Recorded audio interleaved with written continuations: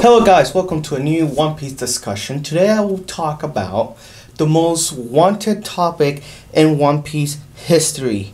What is the One Piece? Just kidding, that's actually not what I'm going to talk about. The Revolutionary Army. Now the Revolutionary Army is a very intriguing topic when you're talking about One Piece because we know absolutely nothing about them.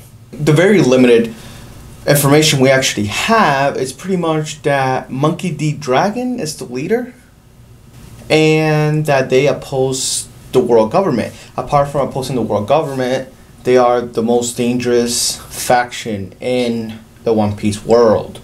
That being said, that's as much information as we actually have. We know maybe like tops, maybe 5 members in what, 700 episodes or 700 chapters, whatever. We only know a handful of members from the Revolutionary Army.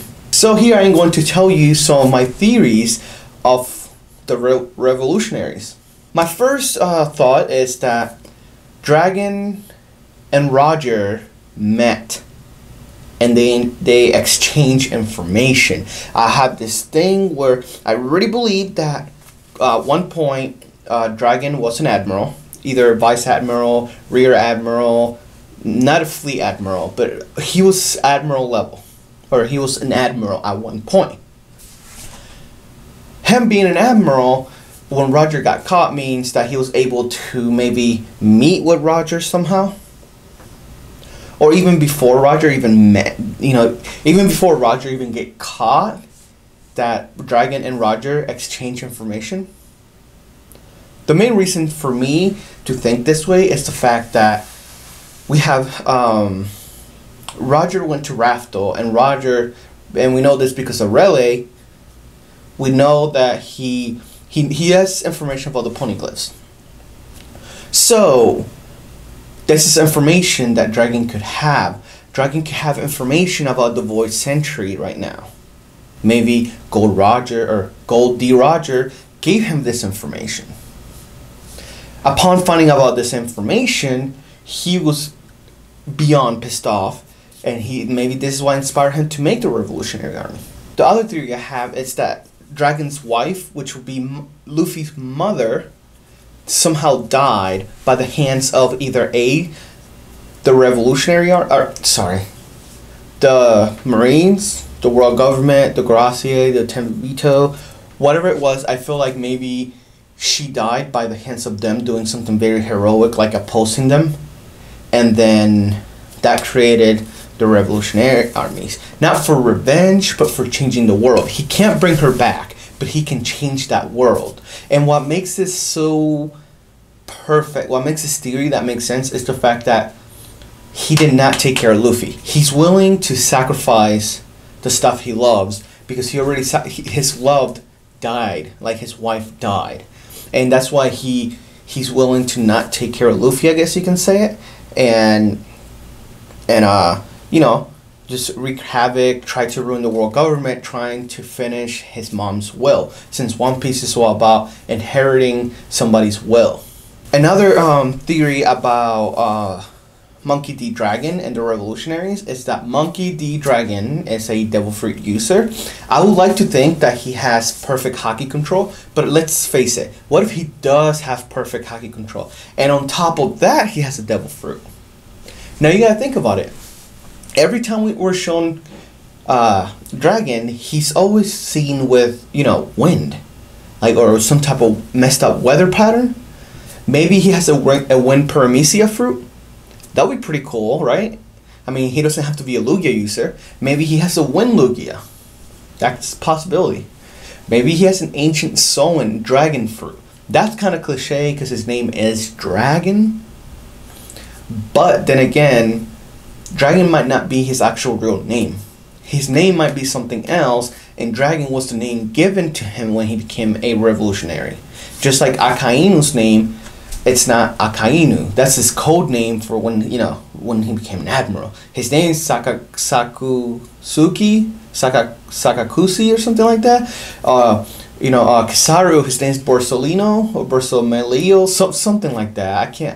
I can't remember. I don't have notes. And then Aokiji's name is Kusan. So we know that Aokiji, Akainu, and Kizaru, it's not their real name.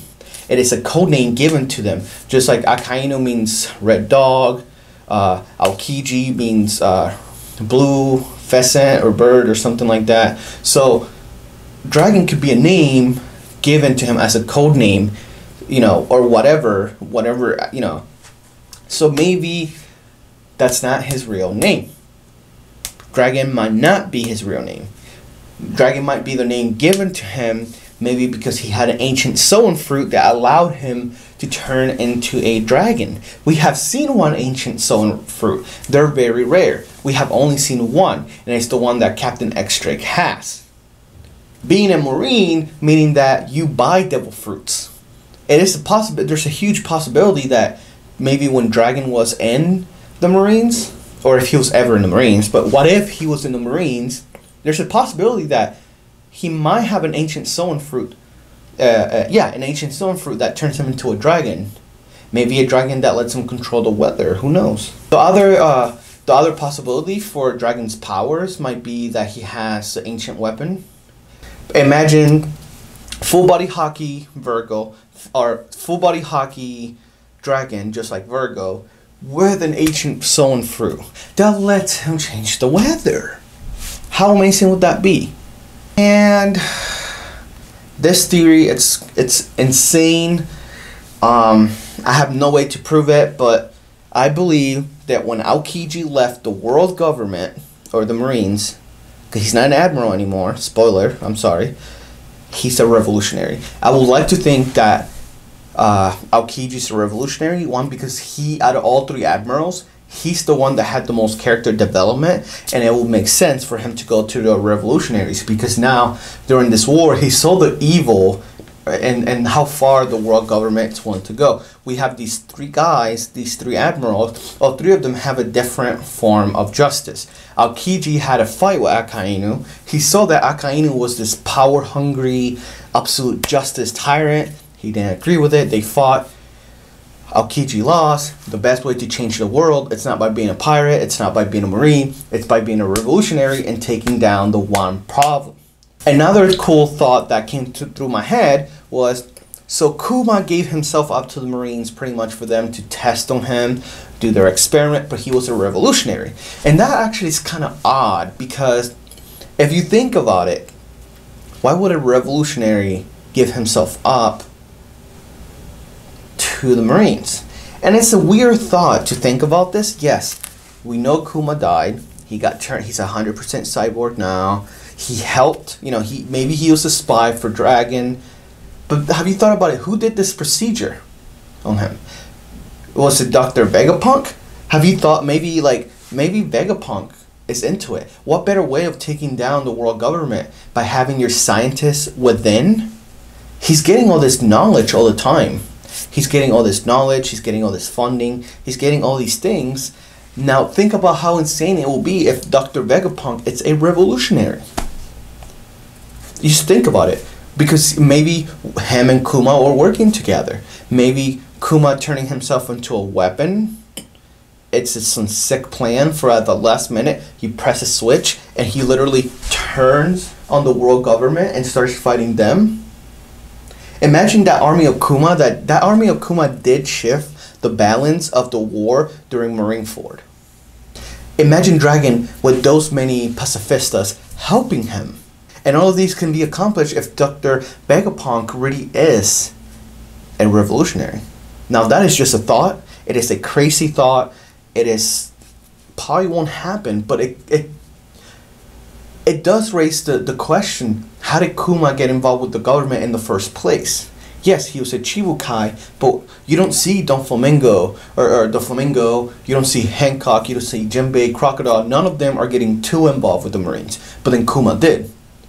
And from what we know from Kuma, Kuma was this, tyrant, very strong pirate, nobody can oppose him, so why did he give up to the Marines? It makes no sense. Now, one thing I'm very happy about, I like the character development they have done for Koala. Obviously, her and Robin they know each other, and I'm very excited. If you watch the anime, then you saw Koala make a mention of Robin. Robin was with the Revolutionaries for 2 years. She was with the Revolutionaries for 2 years, and never once this whole time that they met has she told Luffy, hey, no big deal, I met your father. You know a guy named Sabo? I'm sure the fact that she's a straw hat, and everybody knows that Robin is a straw hat because she has a wanted sign. They know she's a straw hat. You can't tell me that Dragon did not say, oh, that's my son. She knows what Dragon looks like. She knows who Dragon is. She must... Now, Sabo, she might not know who Sabo is, but the second that Robin showed her face at the Revolutionaries camp, I'm very positive that Sabo would have seen her and said, hey, you're in my brother's crew. But then she came back and she has not said anything about where she's been these 2 years, who she's talked to, how did she get stronger? If you think about it, we know about everybody's past and where they spend it, but we don't know where Robin was. The last thing we saw was when she was in that Tequila Wolf Island, and she got escorted by the Revolutionaries, and then that's all we know from her. From all the other characters, we know exactly where they were, what they did, and everything, but we don't know anything about Robin, which adds to the whole mysterious factor about the Revolutionaries, because we don't know anything about them, and the one character that can give us answers is not talking. We all know that Robin's the type of character. She's very smart. She's a scholar of Ahara. She's the type of person that she will tell you, like, hey, I met your father. Hey, this. Hey, I was here. But she's not talking. And her not talking is very weird. And it's one of my biggest theories that after we're done with Dressrosa, I feel like we're going to have a main focus on the Revolutionaries, most specifically on Dragon. Yes, I would love to know more about Sabo. I want to see him go from 0 to 100 very quick. Defeat Don Flamingo, maybe Fujitora. Hell, I want to see him fight Luffy just to see who's stronger, although I feel like Sabo's up here and Luffy's way down here. But then, like I said, it comes down to why isn't Robin talking? There's something up. There's something wrong here. There's something, I don't know if Dragon told her not to talk or whatever it is, but at the end of the day, she's part of the Straw Hats. They're closer. The Straw Hats have done more for her than any other character in the whole One Piece universe have even done for her. So I feel like the least she could do is tell Luffy, hey, I was with your father. Those are all my Monkey D. Dragon / Revolutionary discussion. Most of it was about Monkey D. Dragon. I hope you guys enjoyed. Check out my other videos, my other One Piece discussion and theories. I hope you guys enjoyed this. Stay tuned, because soon I will come out with another discussion video, which will probably be based around the admirals, or the marines, old marines such as Kong, Suru, and all those very strong Sengoku, Garp, and all these characters, and my theory of what's going to happen with them.